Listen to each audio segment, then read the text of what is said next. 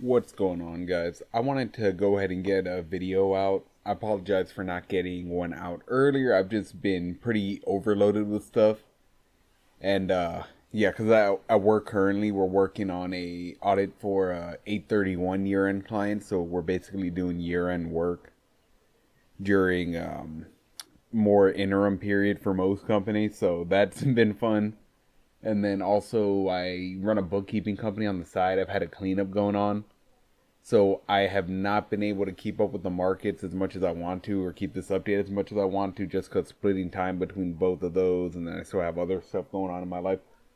But I still wanted to get a video out just because there was so much activity in the market this week. And for anybody who didn't see, or if you're one of the lucky ones who didn't get hit, like the market got hit pretty bad. The overall index didn't look horrible, but there were certain stocks that just got completely decimated within the past week.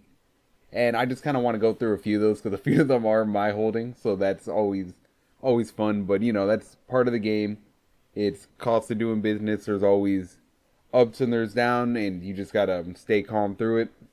So I just want to kind of get through. So starting just with the S&P. So if we look on a 1 week, this was down. Finished about 0.5% down for the week. As you can see on the lows, it was down negative 1.8%.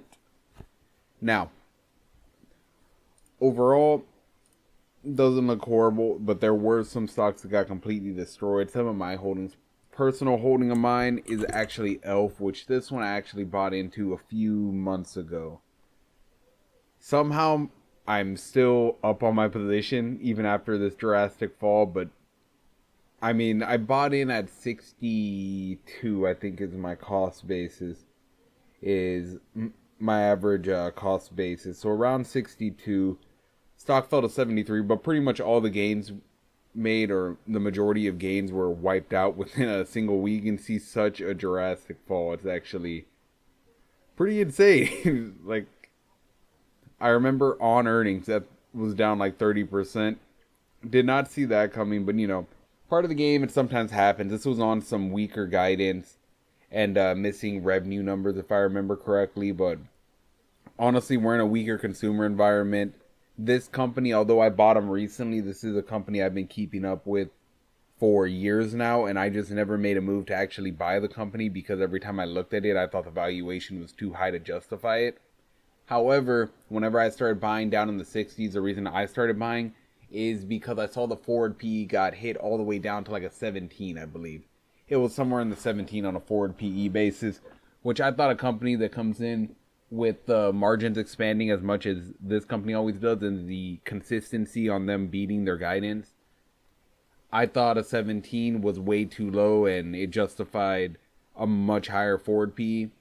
So I was happy to buy it, and I'm still fine with holding my position. I don't think I'll buy more because I'm kind of already heavily positioned into it. Maybe if it falls below my cost basis, then I'll have to step in and get more.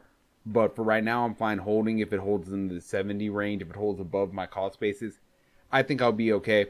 And basically, the main thing over here with what happened, like I said, they missed revenue numbers and they had a lower guidance, which the market obviously never likes, especially with something like Elf, where Elf is more always seen as more of a growth play.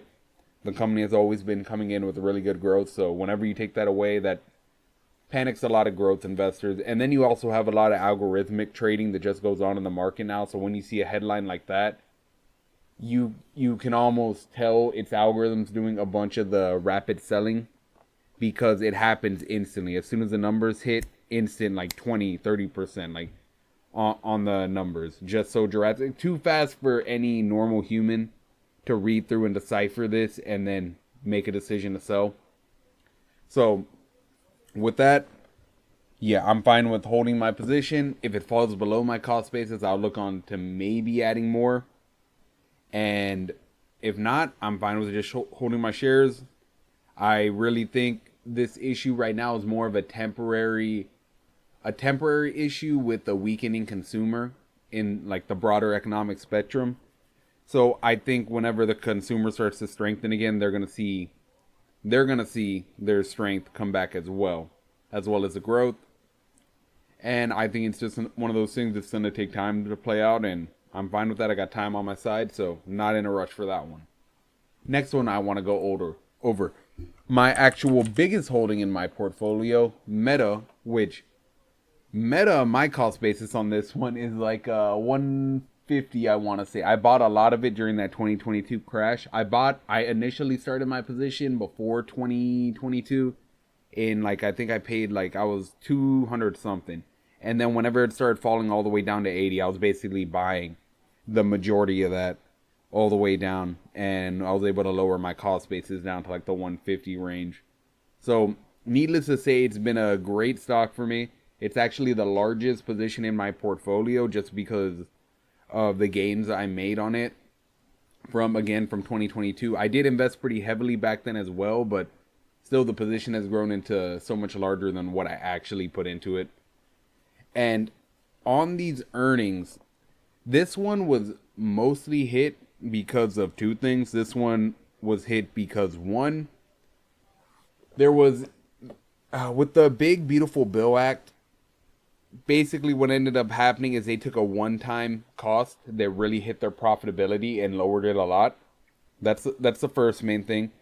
And to basically understand this, I haven't looked into the full details, but from my understanding of it, with the Big Beautiful Bill, it made some of their deferred tax assets they had to use.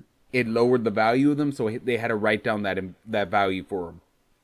But to kind of counter this, the bill in general, from my understanding, is lowering tax rates, so the tax liability should be lower in the future. From my understanding of it, again, I haven't looked into the complete details. My accounting expertise is more on the audit side, is what I do full time, not as much as tax accountant side.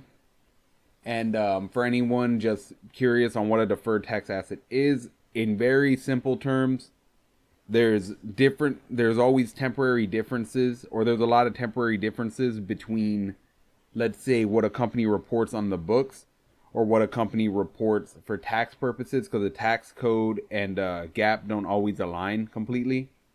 So in simple terms, the most basic one you always hear of, there's also deferred tax liabilities. Let's say you're taking depreciation expense and you're a company and you're using straight line depreciation. So let's say $1,000 uses depreciation expense, but for tax purposes, they like to use an accelerated depreciation model. So for that, they'll say for tax purposes, your depreciation expense should actually be $3,000. So that's going to lower your tax liability because higher expenses in that year. But that $2,000 difference, you're basically taking the benefits today to not take them in the future. And that's why it would make a deferred tax liability, where in the future now it's going to hit you in a negative light. With the deferred tax asset, it's just in the positive side of that, where you take the brunt force here, and then in the future you get to use that deferred tax asset to offset future taxes. It's just more of a timing thing. At the end of the day, it's just kind of like the same thing. But either way, again, if you want more nuance on that, I actually get the source from an actual tax accountant, because I am more in the auditing side. But anyways, for Meta, this one actually dropped a lot on that. And then the second point was, if I remember correctly, their cost of sales was growing at a faster rate than their revenue. But their revenue was still up pretty ridiculously. And their daily active users are still growing very rapidly. All the metrics look extremely good, especially on the growth front. And also they're raising CapEx a lot, which I think is one of the other big reasons. But they are getting a pretty good ROI on the CapEx. And from what Mark Zuckerberg was saying on the call, they actually are not built out heavy enough right now because they are running out of capacity. So I personally think with how much ROI they've been proven to be able to get, build out as much as they can. Just keep building out. As long as you're getting that return, I have no problem with that. Now, funny enough, so I said this was my biggest position in my portfolio, which it is. It still is, even after this drop. And it is getting very, very close to a point where I might actually have to step in and start buying more, which I normally wouldn't do. One, on a position I'm up this much on already, but then two, on a position that's already so heavily centralized in my portfolio. But when I look at it, I'm like looking at it right now. I'm like a forward PE of 20 for this company. This company's growing like 20% top line, and I don't see it stopping. Their demand has been crazy. They still have really good user growth. Threads is starting to monetize more, and it will continue to monetize in the future. You saw Reality Labs is finally starting to pick up a bit, especially with those Ray-Ban Meta glasses. And honestly, I'm like, I might actually have to step in and buy more. And I know I'm already heavily centralized in this position, but this is a position I am just extremely, extremely confident in, and have no problem having this as a higher position. In my opinion, like, I used to kind of think, okay, maybe Meta could be the largest market cap in the world back when I was buying in 2022, but that was more of like, maybe they could, but it was like it was like a lower shot.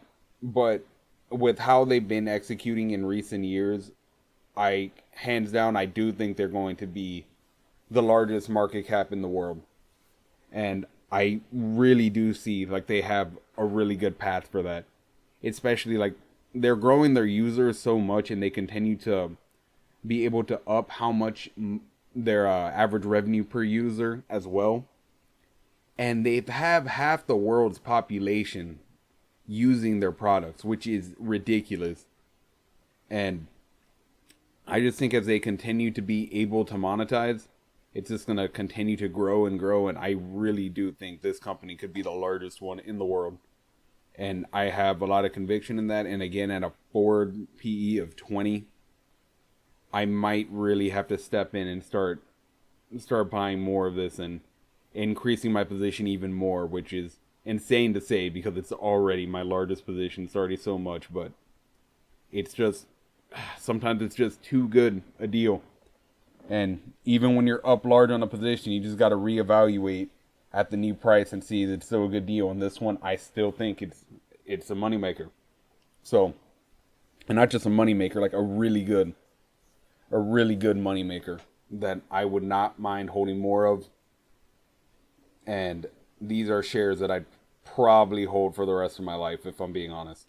But anyways, we'll continue off of that one. Those are my thoughts on there. Now we can get into my favorite PayPal, my favorite stock that never moves. But yeah, so this one, it hasn't really been like too crazy. It's PayPal, right? We had the earnings release, and then they had that whole press release with the integration with ChatGPT that was going on, and then on earnings or on pre-market, it was up like, what was it, like 10% at the highest or somewhere around there. It was double-digit percent, yeah, like, almost 12%. And, everyone's like, oh, is PayPal finally making its move up? It's like, it's about time, right? And then, no, of course, because it's PayPal, throughout the trading day, it quickly gave up all those gains. And then now we look, and we're actually very far from those prices.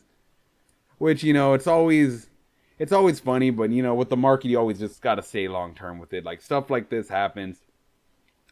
Everything I heard in that conference call, I think the turnaround's still going well. I'm happy with the performance of the company. There's really nothing I can complain about with that deal coming through with OpenAI and ChatGPT.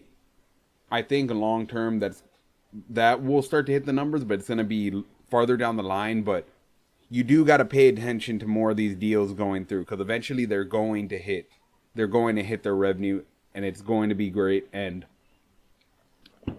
this is like a similar thing whenever Palantir, before it started making its move, they were constantly releasing reports of like, oh, another deal closed with this one, or they just raised like whatever contract it was to the U.S. military from like a 300 million to 500 million. They re-renewed stuff like that. And you just really got to pay attention to when these contracts come out, because eventually they will hit the numbers. And you just got to be looking out for that. But yeah, I see that, and I think it is still a great opportunity. I wasn't a big fan that they announced the dividend. I'm not gonna lie. I know some people have been asking for it. Some people like it because they're like, oh, bring in more investors that actually want a dividend. But me personally, I feel like dividends should be used for like kind of dying companies. I don't, or companies that don't know what they can use the money for. Right now, I just think with the stock being at a 12 PE, I rather they just keep taking more and more shares off the market and just keep reducing that share count. I don't like the tax liability from the dividend. I think it's less inefficient than just buying back shares, especially at these prices. But it's not that big a deal. That's fine. The one thing I will say on this, so it's I've still been buying it so heavy because every time I run my numbers on this company, I'm like, this is just such a steal deal right now. And maybe I look back on this in 3 to 5 years and I'm like, okay, that was such a waste of time. This was like I got distracted by it. It just ended up eating up a ton of potential gains. But I don't think it will happen. And especially with those deals going through, I don't think what people are factoring in. First, they didn't even touch on the ads at all. The ads they're doing with the PayPal store, which that's going to be a good positive contributor to growth. They didn't touch on that at all. But I think whenever that does start to hit, that could start accelerating revenue growth. One. Two, with the valuation pushed so low already at a 12 and 11, I do think this has so much potential for upside because if we do see these revenue growth rates start to tick up and tick up, the market's going to start applying a higher multiple to it. If they get back to like, if they go from like right now, like 5% growth, 8%, and then they accelerate, maybe they're at 10, 11% by next year, the market's going to start raising their multiple they deserve. But then you also got to factor in, so let's say this multiple raises to like a 15 or a 16, something like that, right? Even just to that, or even a 20, which would be great share growth from that. They've been taking out so many shares that that price to earning of a 16 is going to have such a much higher drastic effect on the stock price because they've taken off so many shares from the market. So I really think the stock eventually will make its move. And I think it's just one of those ones you got to be extremely, extremely patient with. And just always remember to focus on the fundamentals. Like if you've ever looked at any investor, they'll always tell you that. Peter Lynch famously, I believe he was buying, it was Kaiser Industries. And Kaiser Industries, if I'm remembering when he was telling it right, it fell all the way like under 20. He started buying. It fell to like 10, 15, 10. He's kept buying. And then it fell all the way down to like $2.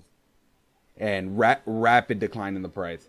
He kept buying. He kept buying. He kept buying because the fundamentals of the company were so strong. And granted, they did have a lot of tangible assets on the balance sheet that actually were much higher than what the company was actually selling for. And the company ended up going private, if I remember. It was either going private or got acquired. And they paid out $50 a share from like $5 whenever he was buying, or what he got his cost basis down to. So things like that, especially with turnaround plays, it's just important not to get too impatient with it. You got to remember, you're playing the long game on this. If you always just view it as you're buying a portion of the company, you're going to be set up so much better in the long run. And I know it's always fun when your stocks just run up and it's great, but at the same time, you got to remember why you're in it. Do it for the long term. Focus on the fundamentals. If you're just going to be in and out like that, you might as well just get an index fund and call it a day. If you're going to already go for individual stocks, you should look to outperform the market, but sometimes to outperform you got to underperform. Which I know it sounds like counterintuitive, it sounds dumb, but this is another thing Lynch used to say.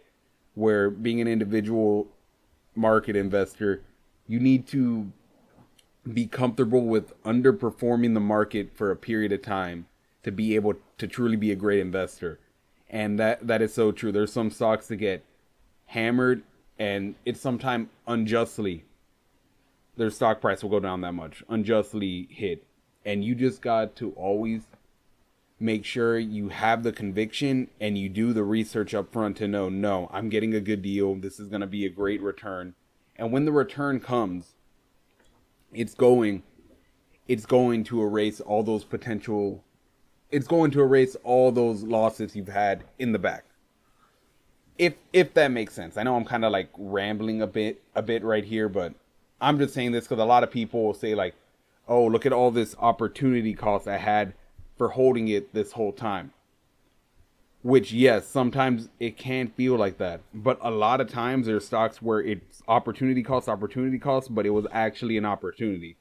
For example, what was it? Tesla that didn't move for like 4 or 5 years before it had its big run up. Palantir had a bit of time, not as much time, but Palantir did have a bit of time where it went and the stock price got demolished and it really wasn't doing anything before it had its big run up. So a lot of times when stocks are depressed on their stock price for an extended period of time where the fundamentals are improving, whenever they do finally have their move on the upside move comes really rapidly and it comes really extreme. And that those gains you make on the upside more than outweigh the potential gains missed out by holding it for those years, if that makes sense. But hope that made sense. I know I like rambled a bit on there, but yeah. PayPal, I'm pretty heavy in this position, and honestly, I still will probably add a little bit more, not as aggressive, but yeah, we keep going on that one. Now, the next one, outside of PayPal, I remember seeing Honest was down quite a bit. And this one, I have not gotten a chance to go through the earnings report and look for the reasoning on this one. I believe, from what I remember, I think it was weakness in the diaper sales that was causing their revenue not to be as great as they originally thought. But don't quote me on that. Like I said, I've been kind of busy with the side business and also the my main job as well. So I have not had time to look fully into this, but I mean, at the end of the day with this company, it is a smaller cap, so it does bring a little bit more risk. But if it falls lower, I'll probably pick up some more of this if it continues to fall or be around the same area. And in another, as you can tell, like Peter Lynch, one of my favorite investors, I do keep a lot of quotes of his in mind, but it's hard for a company to go bankrupt when they have no debt. So like, great thing about Honest is if you look latest quarter, we got 72 million in cash with no debt on the balance sheet.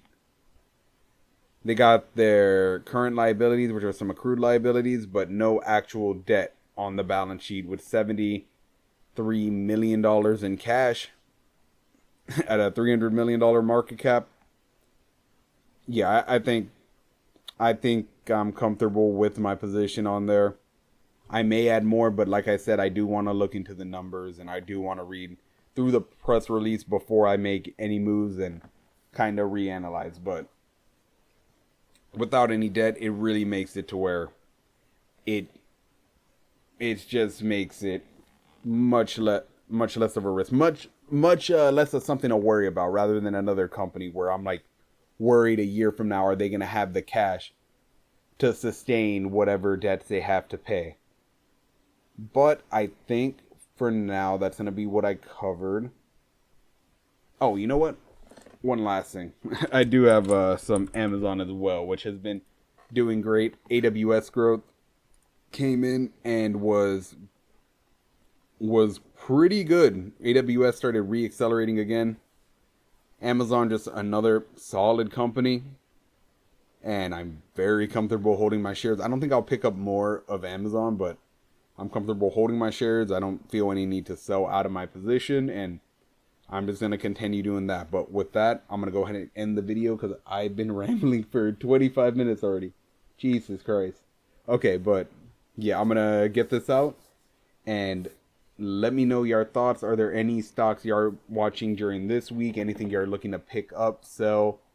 Let me know what your ideas are. Or if y'all have any interesting stock ideas for like new investments, if y'all can throw them down in the comments and I can go ahead and look at them and maybe give my thoughts on a future video on what I think from what I find on them.